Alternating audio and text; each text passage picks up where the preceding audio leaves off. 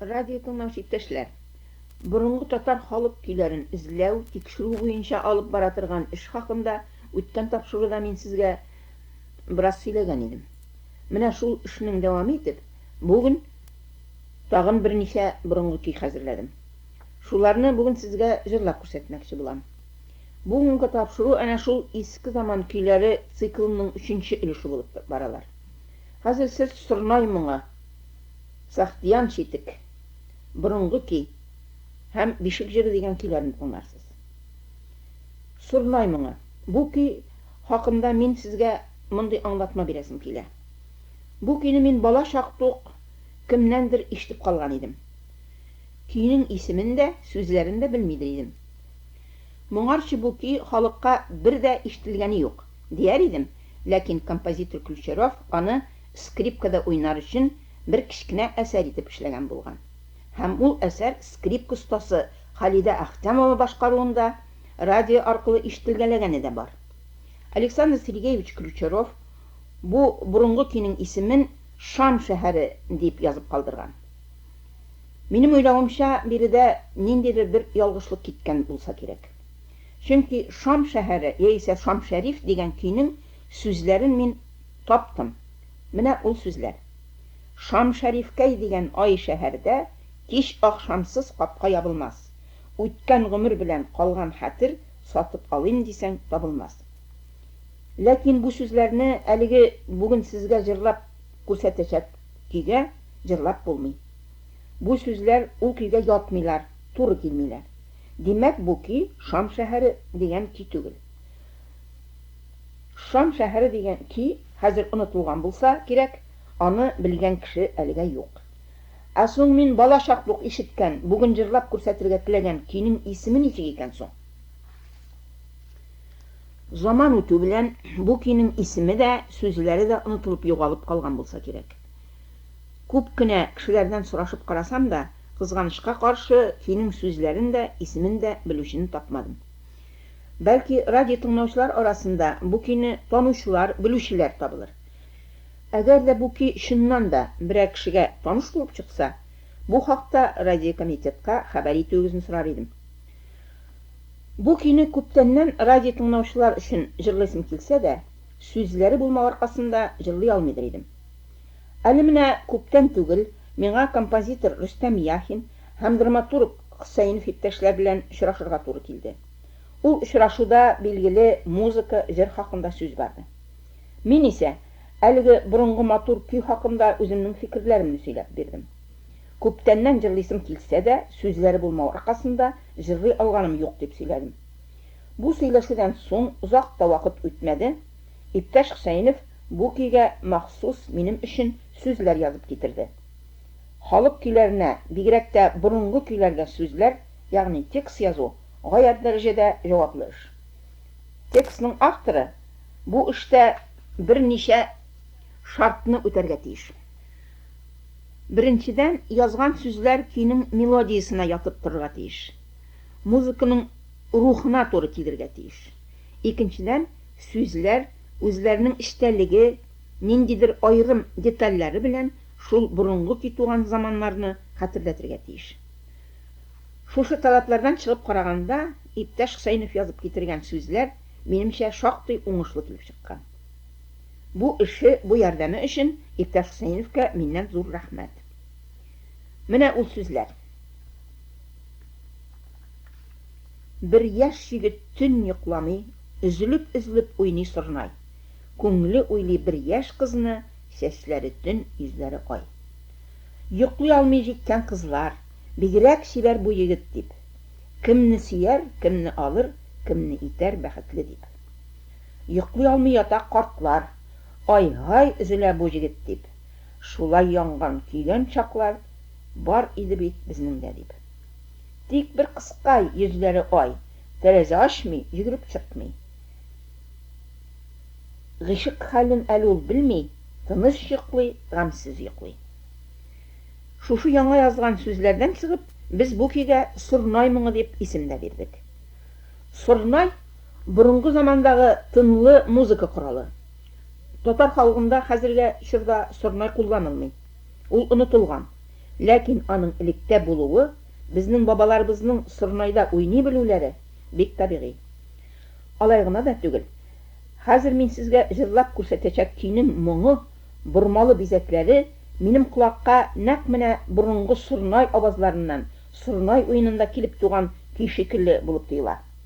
Шулай итеп, әлеге көйнең бара торгач исеме дә, сүзләре дә барлыкка килде. Хәзер инде бу көйне иптәшләр тыңлап карагыз.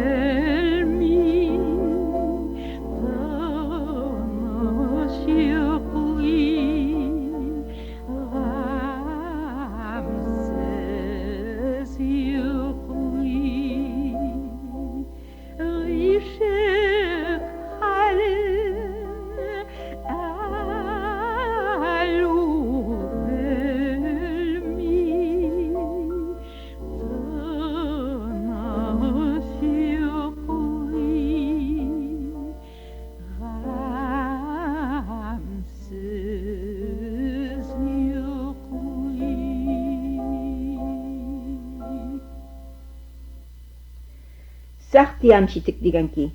Бу көйне мин бик кечкенә чактук, авылга җыенга кайткач, урта ышын дигән авылда әниемнең сеңлесе Шәмселхаят ападан отып алган идем. Бу көй шулай ук бик борынгы булса кирәк.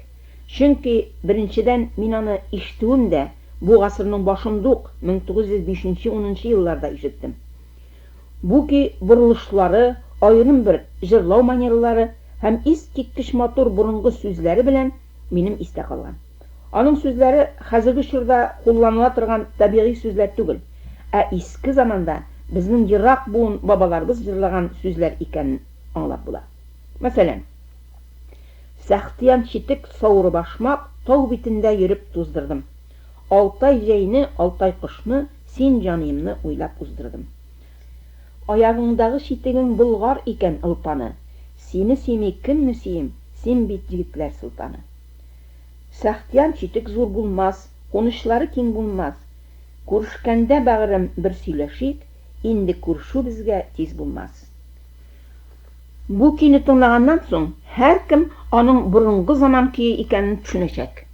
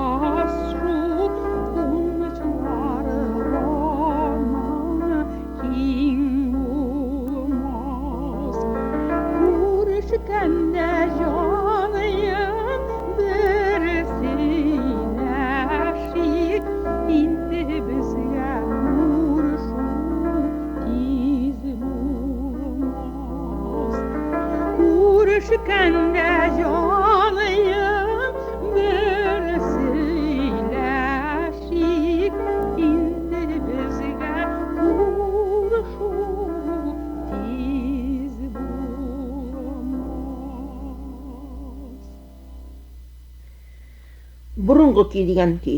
Бу көйне мин бик күптәннән бирле беләм. Ишеттем мин аны Казанда бер скрипкада уйнаучы карт кешедән. Сирәк-мирәк элекке заманда да безнең татар арасында скрипкада уйный белүчеләр очраштырган иде. Ни өчендер гадәттә скрипкада уйный белүчеләр олырак, картрак кешеләр булалар иде. Алар скрипкада бик моңлы итеп, озын сузып, җылы, йомшак, авызлар белән иске озын көйләрне уйнаучан булалар иде. Менә шулай бер заманны бер карт кешенең сыздырып уйнавында мин бөтенләй миңа таныш булмаган шушы көйне ишеттем. Никадәр җентекләсәм дә, бабай кеше көйнең исемен миңа әйтә алмады. Бу балам бик борынгы көй дип кенә куйды. Соңыннан истән ныграк калдырыр өчен көйне мин мандолинда өйрәндем. Ләкин мандолинаның мөмкинлекләре көйне скрипкадагы шикелле үк бормалары, матур бизәкләре белән бик матур бирә алмый иде. Шулай да бу көй минем йөрәгемдә бабай уйнаганча бөтен бормалары һәм тирән моңлылыгы белән нык урнашып калган. Бу көйне мин бик нык яраттым. Сүзләр булмаганга күрә бик күп еллар мин аны җырламадым. Ләкин күңлем белән еш кына ул көйне күз алдыма китереп, шыңшып йөргәнлектән, көй минем хәтердә бик нык урнашкан. Соңрак инде мин аңар халык җырлары арасыннан көйнең тиешле характерын бирерлек сүзләр эзли башладым. Һәм ниһаять озак кына эзләгәннән соң ул сүзләрне таптым да. Тыңлагыз, ул сүзләр менә булай. Ышасыңла кышкай кай илләргә, ышмыйсыңмы безнең илләргә? Ыша калсаң кышкай шул якларга, сәлам әйт син туган илләргә. Безнең туган илкәй бигрәк ямьле, болыннары кыры хуш исле. Урманнары җиләк җимешле. Бар син кышкай, бар син безнең илгә, анда матур җирләр күрерсең. Тәмле суларын син эчәрсең, ак мамыктан оя үрерсең. Минем төп теләк бу яраткан көемне халыкка җиткерәсем һәм тарих өчен саклап калдырасым килде. Көйнең исеме дә заманнар узуы белән югалып калган. Мин аның исемен туп-туры бабай әйткәнчә борынгы көй дип билгеләдем. Һәм шул исем белән радио тапшырулар өчен әзерләдем дә. Ни өчен соң мин бу көйгә сагыну сүзләре сайладым икән? Менә ни өчен? Минемчә, бу көй моңлы, сагышлы, кешенең йөрәгенең иң нечкә хислары тудырган көй шикелле тоела. Элекке заманда сагыну, моңаю җырлары халыкта еш кына очрый торган булган. Бигрәк тә туган илдән аерылып еракка 25 ел солдат хезмәтендә булулар, яисә ерак җирләргә эш эзләп китеп тә озак еллар туган илгә кайта алмыйча сагынып яшәүләр, яисә ерак җирләргә кыз баланы кияүгә биреп җибәрү шикелле хәлләр, булар барысы да халыкта сагыну моңнары тудырганнар. Һәр хәлдә туган илне сагынып кайта алмыйча интегеп җырлауга мин бу көйне бик килешеп тора дип таптым. Һәм менә шундый сүзләрне туган илне эзлеп сагыну җырларын эзләп тә таптым. Хәзер иптәшләр, әлеге борынгы көйне җырлап күрсәтәм, тыңлагыз.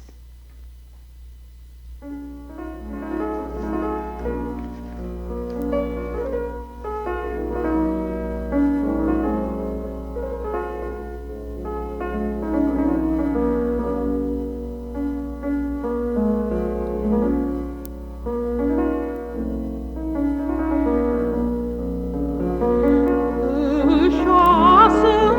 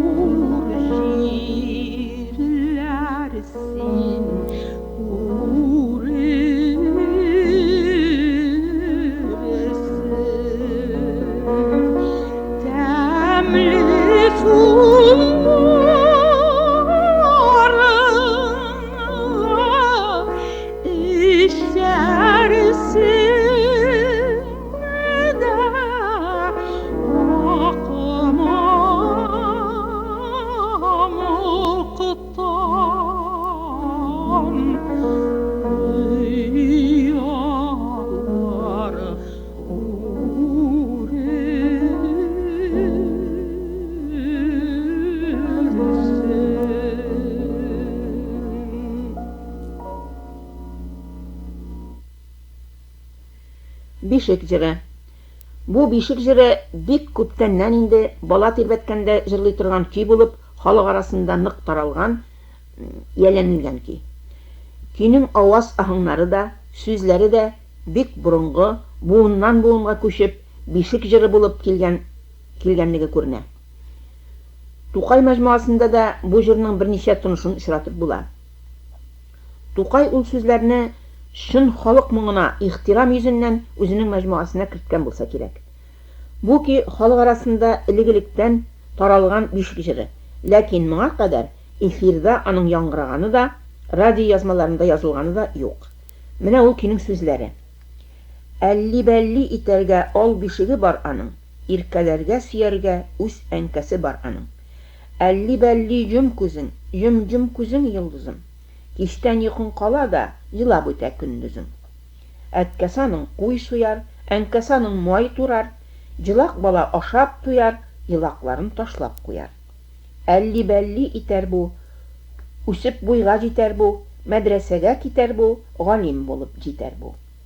Әлли-бәлли итәрмен, изге теләк теләрмен, акыллы бул, батыр бул, бәхетле бул диярмен. Әлли-бәлли бәлли бәү, бәлли-бәлли бәлли бәү.